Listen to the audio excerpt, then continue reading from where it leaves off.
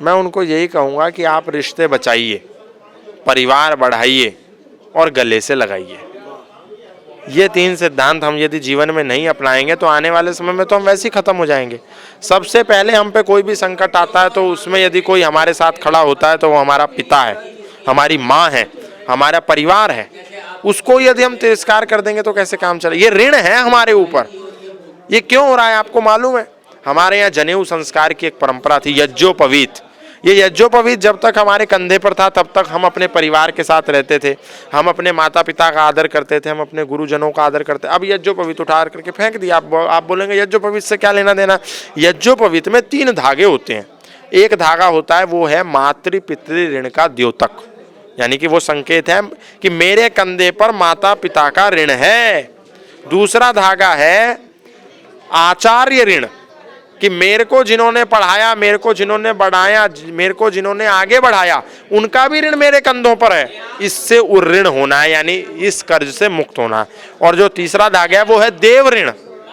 अभी ये वायु है, वायुदेव है, इसको हम प्रयोग कर रहे हैं, इसका भक्षण कर रहे हैं, इसको प्रदूषित कर रहे हैं, लेकिन इसको देने की कभी सोच ही नहीं रहे। इसीलिए हम लोगों को क्या देव यज्ञ होता था। सुबह उठते थे, हम यज्ञ करते थे, यज्ञ में ओम स्वाहा आहुति डालते थे। घृत जब डालते थे तो उससे वायुमंडल शुद्ध होता है। आज हम क्या सोचते हैं? आज हम सोचते हैं अरे इसमें कौन डालेगा 100 ग्राम घी, इसको तो हम ही नहीं खा जाएंगे, तो हम पुष्ट हो जाएंगे। ये हम सोचते हैं, हमारी परिकल्पना। तो ये ऋण से जब जनेऊ उतार करके फेंक दिया तो हमको कैसे याद रहेगा कि हमारे कंधे पर माँ का ऋण है, पिता का ऋण है, गुरु का ऋण है, आचार्य का ऋण है और हमारे देवों का ऋण है। ये वायु, जल, पृथ्वी, आकाश केवल उपभोग कर रहे हैं, उपभोगवादी हो गए। देना नहीं चाहते, खाली खींचना चाहते हैं, लेना चाहते हैं।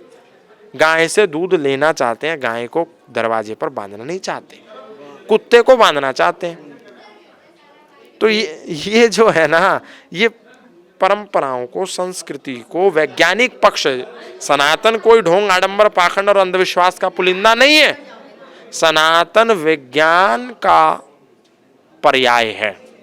एक एक सिद्धांत विज्ञान है। माता पिता ने अपने बच्चों को यज्ञोपवीत के बारे में बताया ही नहीं, तो अब वही माता पिता का तिरस्कार यदि कर रहा है तो इसका सबसे बड़ा जिम्मेदार कौन? माता पिता, अभिभावक।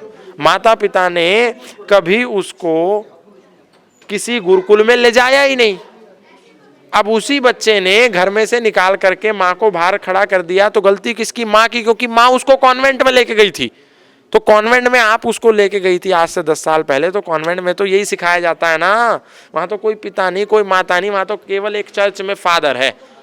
He is father of everyone, वही फादर है। उधर एक सिस्टर है।